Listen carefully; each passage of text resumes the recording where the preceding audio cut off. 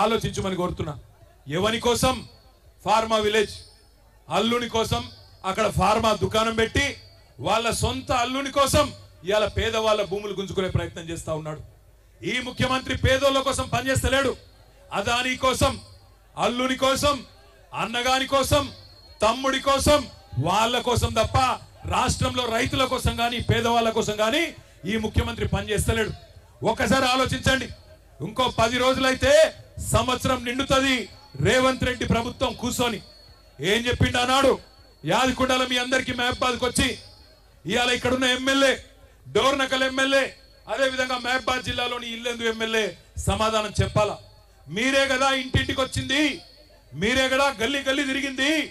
6 గ్యారెంటీలు అన్నారు, 100 రోజుల్లో అమలు చేస్తామన్నారు, పేదవాళ్ళకు అండగా నిలబడతామన్నారు. ఏ ఒక్క హామీ అన్న అమలైందా? ఒక్కసారి చెప్పవలసిందిగా కోరుతా ఉన్నా. కేసీఆర్ ఉన్నప్పుడు రైతు బంధు పడుతుండేనా? పడుతుండే అంటే ఎస్ అనాలే. పడుతుండేనా? కేసీఆర్ ఉన్నప్పుడు రైతు బంధు టైంకి పడుతుండేనా?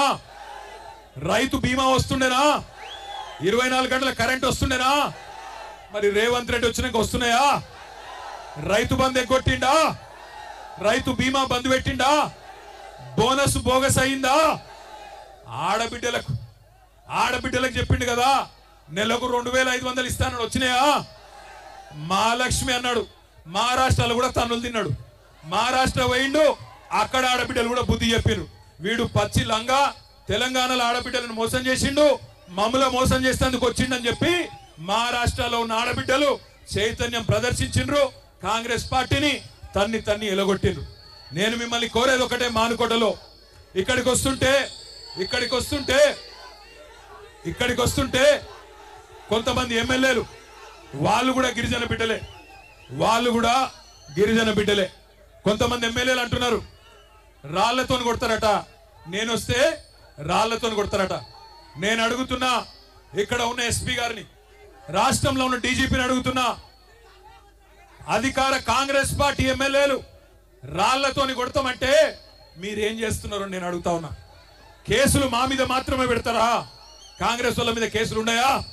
కాంగ్రెస్ ఎమ్మెల్యేలు రాళ్లతోని కొడతామంటే, కాంగ్రెస్ మాజీ ఎమ్మెల్యేలు పెట్రోల్ పోసి తగలబెడతామంటే భయపడతాం అనుకుంటున్నారా? ఇది కేసీఆర్ తయారు చేసిన బృందం, కేసీఆర్ దళం. భయపడం. రాళ్లతోని మానుకోట సాక్షిగా చెప్తున్నా, మానుకోట రాళ్ల మహత్యమేందో తెలంగాణను అడ్డుకున్న ప్రతి ఒక్కడికి తెలుసు. మానుకోటలో 14 ఏళ్ల కిందటనే నిప్పు పుట్టింది, తర్వాత తెలంగాణ వచ్చింది. ఇవాళ మీరు వద్దంటే కోర్టుకు పోయినాం, మీరు పర్మిషన్ ఇయ్య అంటే కోర్టుకు పోయి కోర్టుకెళ్ళి పర్మిషన్ తెచ్చుకున్నాం. 1000 మంది అనుకుంటే 25,000 మంది తరలి వచ్చి ఈరోజు బ్రహ్మాండంగా ఈ ప్రభుత్వం మీద ఎంత కోపం ఉందో, ఈ ప్రభుత్వం మీద ఎంత వ్యతిరేకత ఉందో ఇవాళ ఈ మానుకోట మహాధరణ చూస్తేనే అర్థమైతా ఉన్నది. నేను మీ అందరితో ప్రార్థించేది ఒకటే, తప్పు జరిగింది, మోసపోయినాం, పర్వాలేదు, ఏమి ఇబ్బంది లేదు, 4 ఏళ్ళు గట్టిగా కొట్లాడదాం. ఒక లగచర్ల కాదు, ఎక్కడ అన్యాయమైన గొంతిప్పుదాం. మొన్న లగచర్ల ఆడబిడ్డలు, మా బంజారా ఆడబిడ్డలు, మా బంజారా ఆడబిడ్డలు, ప్లీజ్ మాట్లాడి, గొంతు పోతుంది, మాట్లాడి. మా బంజారా ఆడబిడ్డలు 30 మంది రైతులను జైల్లో పెడితే వాళ్ళు భయపడలే. మీరు చూసింటారు, జ్యోతి అనే ఆడబిడ్డ 9 నెలల ప్రెగ్నెంట్. ఆమెను మేము అన్నాం, వద్దులే అమ్మా, నువ్వు ఉండు, ఢిల్లీ దాకా ఎందుకు ఉండు తల్లి అంటే, లేదన్నా నేను బంజారా బిడ్డను కొట్లాడతా, తప్పకుండా రేవంత్ రెడ్డి భరతం పడతా అని చెప్పి ఢిల్లీ దాకా వచ్చింది. ఢిల్లీకి వచ్చి ఆ జ్యోతి అక్కడ ఉన్న మానవ హక్కుల కమిషన్ ను, అక్కడ ఉన్న ఎస్సీ ఎస్టీ కమిషన్ ను, అక్కడ ఉన్న మహిళా కమిషన్ ను కలిసి ఆమె బాధ చెప్తుంటే, ఒక జ్యోతి, ఒక దేవి, ఒక సోనీబాయి, ఒక కిష్టిబాయి, అదే విధంగా మిగతా ఆడబిడ్డలు వాళ్ళ బాధ చెప్తుంటే ఆ కమిషన్ సభ్యుల కళ్ళల్లో కూడా కన్నీళ్లు తిరిగినాయి. వాళ్లకు కన్నీళ్లు వస్తున్నాయి, కానీ ఇక్కడ ఉన్న రేవంత్ రెడ్డికి కానీ, ఇక్కడ ఉన్న కాంగ్రెస్ ఎమ్మెల్యేలకు కానీ గిరిజన బిడ్డల కష్టాలు కనబడతలేవు. అందుకే నేను అనేది, లగచర్లలో జరిగింది ఇవాళ రేపు మనకు కూడా జరగచ్చు, రేపు మానుకోటలో కూడా జరగచ్చు, రేపు మిర్యాలగూడలో జరగచ్చు, సాగర్లో జరగచ్చు, రాష్ట్రంలో ఎక్కడైనా జరగచ్చు.